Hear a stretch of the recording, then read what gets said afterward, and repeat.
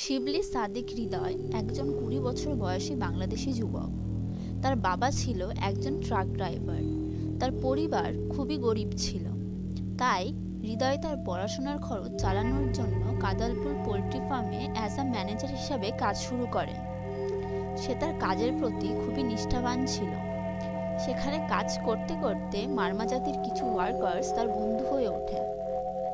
4 September Nahid Akter নামে একজন মহিলা রাউজান পুলিশ স্টেশনে আসে তার ছেলের মিসিং ও কিডন্যাপিংয়ের বিষয়ে জানাতে।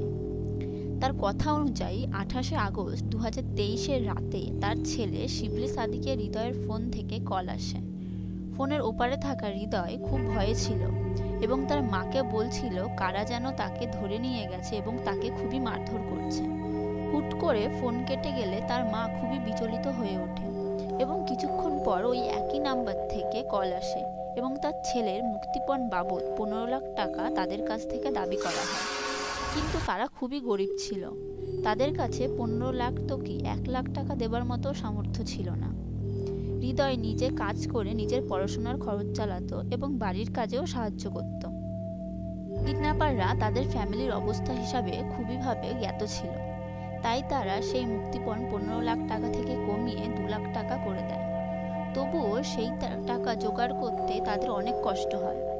সময় মতো সেই টাকা দেওয়ার পর হৃদয়ের বাবাকে বাড়ি পাঠিয়ে দেওয়া হয় এবং তাকে বলা হয় তার ছেলে বাড়ি পৌঁছে যাবে। বিকাল গড়িয়ে রাত হয়, রাত গড়িয়ে পরের দিন। এমনভাবে কয়েকদিন কেটে যায়, কিন্তু তার ছেলের কোনো খোঁজ পাওয়া যায় না। আর সহ্য না করতে পেরে হৃদয়ের মা পুলিশের শরণাপন্ন হয়। পুলিশ তার কারো ওপর সন্দেহ আছে নাকি জিজ্ঞাসা করলে তিনি একদল মারমা জাতির কথা বলেন, যারা সে পোল্ট্রি ফার্মেই কাজ করত এবং কয়েকদিন আগেই তাদের সাথে হৃদয়ের সাথে ঝামেলা হয়েছিল। এরপর স্থানীয় পুলিশের তল্লাশি শুরু হলো। অভিযুক্তরা ছিল উমংচিং মারমা, সুইচিংমাং মারমা, অ্যান্থুইং মারমা, কাইথাওয়াই মারমা। পুলিশের তথ্য মতে ২৮শে আগস্ট ২০২৩-এ হৃদয়কে কিডন্যাপ করা হয়।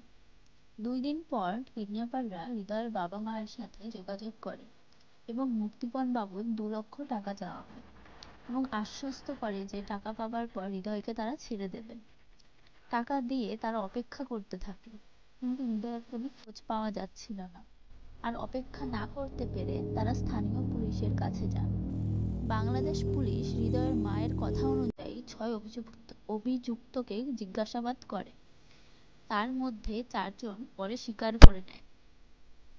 তাদের মধ্যে একজন ছিল ৪৬ বছর বয়সী উমংচিং মারমা, যে সেই জায়গা চিহ্নিত করে যেখানে হৃদয়কে খুন করা হয়েছিল।